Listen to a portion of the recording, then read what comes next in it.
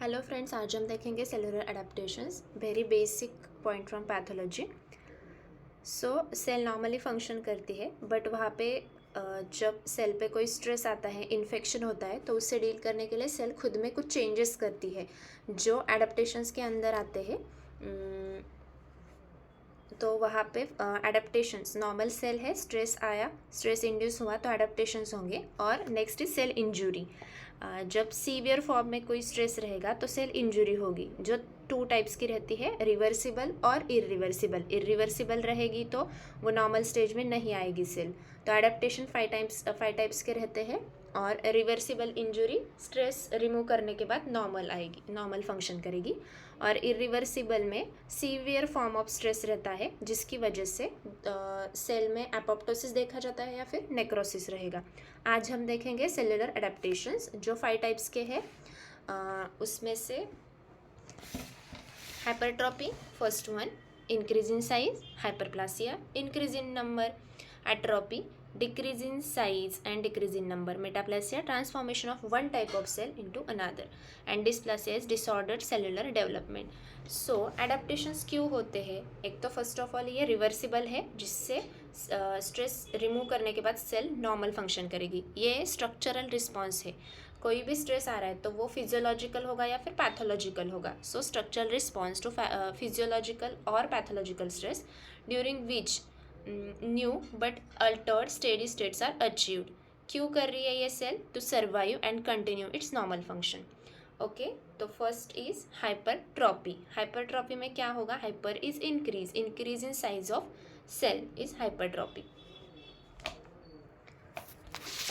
हाइपरट्रॉपी is an increase in size of parenchymal cells resulting in enlargement of tissue. तो यहाँ पे भी ये पैथोलॉजिकल हो सकती है या फिर फिजियोलॉजिकल हो सकती है। तो फर्स्ट फिजियोलॉजिकल में कॉमन एग्जांपल है enlargement of size of uterus in pregnancy, then hypertrophy of skeletal muscles. तो पैथोलॉजिकल में क्या आएगा? Hypertrophy of cardiac muscles, left ventricular hypertrophy, then next one is hypertrophy of smooth muscles. Next is hyperplasia. Hyper is increase, plasia is number, increase in number of cells is hyperplasia. Hyperplasia is increase in number of cells of increase in number of parenchymal cells resulting in enlargement of affected organ or tissue. So यहाँ पे भी examples, पहले causes देखेंगे, causes physiological and pathological. तो physiological में क्या आएगा? Pregnancy, जो प्रेगनेंसी हाइपरट्रॉपी में भी देखी जाती, और हाइपरप्लासी, ये दोनों का एग्जांपल है pregnancy, hyperplasia of pregnant uterus and the hyperplasia of female breast during pregnancy and lactation. Pathology में क्या है? पैथोलॉजिकल हाइपरप्लासिया में benign prostatic hyperplasia in old age, ये कॉमनली देखा जाता है। Hyperplasia of skin in non healing ulcers. यहाँ पे एक आपको ऐसा लग सकता है कि हम लेफ्ट वेंट्रिकुलर हाइपरट्रॉपी ही क्यों बोलते हैं, हाइपरप्लासिया क्यों नहीं बोला जाता? तो बेसिक 3 टाइप्स ऑफ सेल्स है, labile cell, stable cell and permanent cell. So labile cell में जो सेल्स रहते हैं, जो डिवाइड कंटिन्यूसली डिवाइड होते हैं, जिसमें एग्जांपल आता है cells of skin, oral cavity, GIT and respiratory tract. Then next is stable cells, जिसमें यूजुअली ये सेल डिवाइड नहीं करती है, बट जब स्ट्रेस आता है, कोई इंजरी होती है, तो ये सेल डिवीजन करती है, जिसमें एग्जांपल है parenchymal cells of liver, kidneys and pancreas. और मोस्ट इम्पॉर्टेंट है परमानेंट सेल्स, जो सेल जनरली डिवाइड नहीं होती है, बट जब स्ट्रेस आएगा तो ये इसमें एडेप्टेशंस में देखा जाता है कि साइज बढ़ सकता है। सो यहाँ पे एग्जांपल क्या है? Neurons and cardiac cells. So hyperplasia में डिवीजन हो रहा है, जिसपे ग्रोथ रिसेप्टर्स बढ़ रहे हैं, इसलिए डिवीजन हो रहा है, तो इसलिए नंबर ऑफ सेल्स बढ़ेंगे तो साइज बढ़ेगी। बट हाइपरट्रॉपी में जस्ट साइज बढ़ रही है। सो कार्डियक सेल से परमानेंट टाइप ऑफ सेल्स है, जहाँ पे डिवीजन होगा नहीं।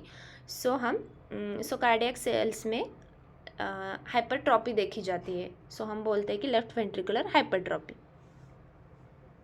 Next is atrophy, reduction in number and size of sales.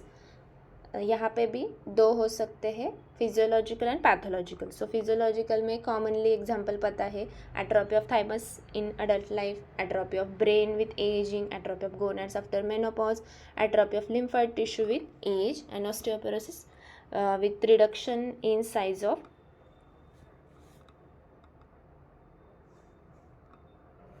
bony trabeculae due to aging, and size of uterus after delivery. So pathological में आएगा starvation, then ischemic atrophy, disuse atrophy. इसका बहुत easy example है कि जब plaster किया जाता है तो वहाँ पे मूवमेंट रिस्ट्रिक्शंस होता है, इसलिए बस्टिंग ऑफ मसल्स. न्यूरोपैथिक में पोलियोमाइलाइटिस, जिसमें interruption of nerve supply leads to wasting of muscles. So next 2, metaplasia and dysplasia. So metaplasia, अब फर्स्ट 3 जो जिसमें रिवर्सिबल चेंजेस होते हैं और सेल नॉर्मल स्टेज पे आने के चांसेस ज़्यादा रहते हैं. बट जो मेटाप्लासिया है वो थोड़ा सीवियर फॉर्म रहेगा, जिसमें स्ट्रेस फैक्टर ज़्यादा सीवियर रहेगा. तो metaplasia further leads to dysplasia, which further leads to cancerous sales.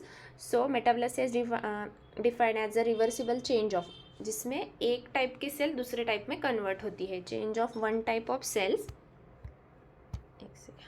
Reversible change of one type of mature differentiated epithelial और mesenchymal cells to another type of mature epithelial और mesenchymal cells. In short हम ऐसा बोल सकते हैं squamous sales convert होते हैं columnar में और columnar to squamous cells. So इसमें एग्जांपल है respiratory tract, bronchus and gall bladder. इसमें ब्रोंकस में जो नॉर्मल लाइनिंग है सूडोस्ट्रैटिफाइड कॉलमनर एपिथेलियम होता है. जब इसमें कंटिन्यूसली स्मोकिंग ये स्ट्रेस फैक्टर रहेगा तो वो कन्वर्ट होता है स्क्वैमस सेल्स में. अनदर एग्जांपल है stones, that is gall stone.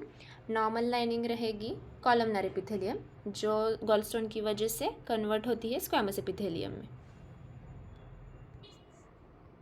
And the last one is dysplasia. There is disorder cellular development. ये कॉम्बिनेशन देखा जाता है मेटाप्लासिया और हाइपरप्लासिया का. सो डिस्प्लासिया को अटिपिकल हाइपरप्लासिया भी बोला जाता है. जो कुछ नॉर्मल सेल की अरेंजमेंट जो रहती है वो सब चेंज होती है और डिसऑर्डर सेलुलर डेवलपमेंट हो जाती है. जैसे कि एग्जांपल, नॉर्मली सेल का जो न्यूक्लियस रहता है वो सेंटर को रहेगा, बट जब डिस्प्लासिया होगा तो वो एक वन साइड को शिफ्ट हो जाएगा, तो उसे लॉस ऑफ बेसल पोलैरिटी कहा जाता है. Increased number of layers, then disorder arrangement of the cells from basal cell to the surface layer, loss of basal polarity, then hyperchromatism भी देखा जाता है. जैसे पता है कि बेसोफिलिक रहेगा तो blue in colour and eosinophilic pink in colour, but वहाँ पे हाइपरक्रोमेटिज्म देखा जाता है, इंक्रीज माइटोटिक एक्टिविटी. तो इसके एग्जांपल आएंगे uterine, cervix and respiratory tract. यदि स्टिमुलस या फिर स्ट्रेस फैक्टर रिमूव हुआ तो सेल नॉर्मल भी हो सकती है, बट मोस्टली सीवियर स्ट्रेस रहता है इसमें, सीवियर, तो जो आगे जाके कैंसरस सेल में भी कन्वर्ट हो सकता है. सो इन शॉर्ट हम ऐसा बोल सकते हैं कि hypertrophy increase in size, hyperplasia increase in number, atrophy is decrease in size, और मेटाप्लासिया में सेल का स्ट्रक्चर ही चेंज हो रहा है. A one type of cell is converted into another, and dysplasia is disorder arrangement और disorder cellular development. So thank you.